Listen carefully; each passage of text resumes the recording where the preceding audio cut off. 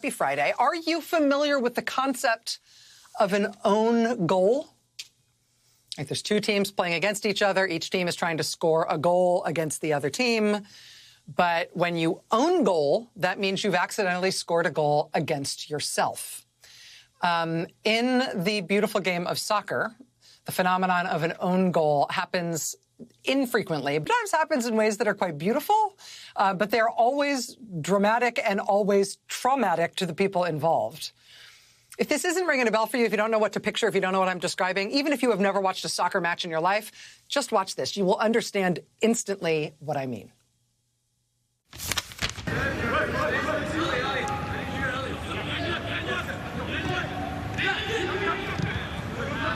Pierre, giveaway. LaFrance. Two center backs being good tonight for Haiti. Oh no, look out! What a mistake! Can you believe that happened? Oh my word! The goalkeeper is very relaxed, is being very gently passed the ball by the member of his own team, by his own defender. He's very chill, very relaxed. He's just gonna, catch that, trap that ball and then clear it right back out to his own offense. And he kind of bobbles it at first and then bobbles it again and then own goal. Here's one more. In this one, you can't blame the goalkeeper as much. You can only blame the goalkeeper in this one for not accounting for how windy it was that day. Now, in this one, it's the team wearing the green jerseys that's trying to score a goal against the goalkeeper in the black shirt. He gets the ball, but then watch. See how windy it is there? He goes to kick the ball to clear it downfield, and the wind blows it back. The wind blows it back, and he can't defend against the ball that he kicked himself that went up into the wind and came right back at him. Own goal. Own goal. Sad, infuriating, and hilarious in equal measure. Right after the election this past year, we had a pretty good own goal in our country. Actually, a remarkable series of them. After Democrat Joe Biden, for example, won the state of Wisconsin in the presidential election, the defeated incumbent, now former president, Donald Trump, complained and complained and complained about Wisconsin. Wisconsin is one of those states where he said he was sure he had actually won it. It all must have been stolen from him somehow.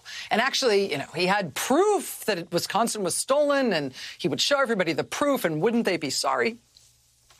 What was different about these allegations that he made about Wisconsin, though, is that the Trump campaign actually put their money where their mouth was in Wisconsin.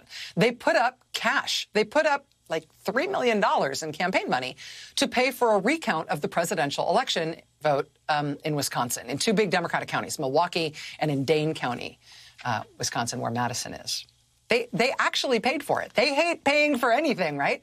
But they were sure this would be money well spent. They were absolutely sure they'd won. So they'd pay for it. It was worth it. They would plunk down those millions. They were sure that would overturn the results in Wisconsin. They were sure that would show that Trump really won. That was an own goal. What was the results of them paying all that money and paying for the recount? Quote, after the completion of the recount in Wisconsin's Milwaukee County and Dane County, there was little change in the final breakdown of the hundreds of thousands of ballots that had been cast in the two jurisdictions. In the end, Joe Biden's lead over Trump in the state grew by 87 votes. Own goal, right? They forked out, they paid all that money because they knew it would prove that Donald Trump actually won Wisconsin, when what it really actually proved was that Trump lost Wisconsin by even more than they had thought. Own goal in Wisconsin. Then there was Michigan. Trump lost by a lot in Michigan, but that did not stop him from, once again, complaining loudly that he must have won Michigan, that there must have been some kind of scandal, some kind of fraud. It must be investigated and exposed, and then everybody will know that he actually won it. In the case of Michigan, Republicans in the state legislature were happy to oblige this complaining, and the Republicans in the state legislature conducted a months-long investigation of the election results in Michigan. Ooh, this'll be it. The Republican report will finally show that Trump actually won Michigan, that Michigan was stolen from him. The election results were all fake. They were all fraud, right? These are the report conclusions. Quote, this committee found no evidence of widespread or systematic fraud in Michigan's prosecution of the 2020 election. Beyond that, the Republicans in the legislature went on to pronounce themselves, quote, appalled at what can only be deduced as a willful ignorance by those claiming that there was fraud in Michigan. Even beyond that, the Michigan Republicans in the legislature actually recommended that the state's attorney general should consider bringing prosecutions against people who were still flogging the fake fraud claims about Michigan. Quote, the committee recommends the attorney general consider investigating those who have been utilizing misleading and false information about alleged fraud in the Michigan election to raise money or publicity for their own ends. Own goal. We're sure this will work. Oh, God, the wind's bringing it back. Own goal. Former President Trump reacted to that Michigan report by denouncing all the Republicans involved in that investigation, saying the truth will come out. The rhinos will pay. Funny thing about that. Lawyers acting on behalf of President Trump figured that they had another way to out the truth, another way around the problem they were having in Michigan. They would do it through the courts. They would release the Kraken and prove the fraud in the Michigan election. They would prove it in court in Michigan. That'll show everybody. Everybody will pay who doubted them. The election will be overturned. Trump will be shown to have won Michigan. He will be shown to have won re-election. Release the Kraken. And that lawsuit was laughed out of court. The judge in the case called it, quote, nothing but speculation and conjecture.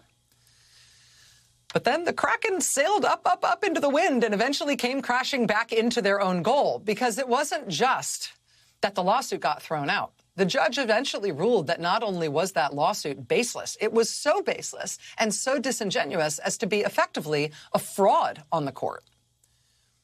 The judge demanded a hearing in which all the Trump lawyers involved in that case would appear before her and explain themselves. At that hearing, many of the Trump lawyers tried to pretend like they hadn't really had anything to do with the case. At least one of the lawyers involved broke down and cried at the hearing. The judge eventually ruled that all the Trump lawyers involved in that case would be sanctioned for it. Sanctioned financially. The exact amount that they're all going to have to pay is still being adjudicated now. The judge also declared that each of those lawyers will be referred for discipline to their bar associations to face potential penalties up to and including disbarment. They may all lose their law licenses for having done that, which is, in its way, an own goal, right? We'll show them. Oh, no, they showed us. This keeps happening to them. Today it happened in their biggest try yet.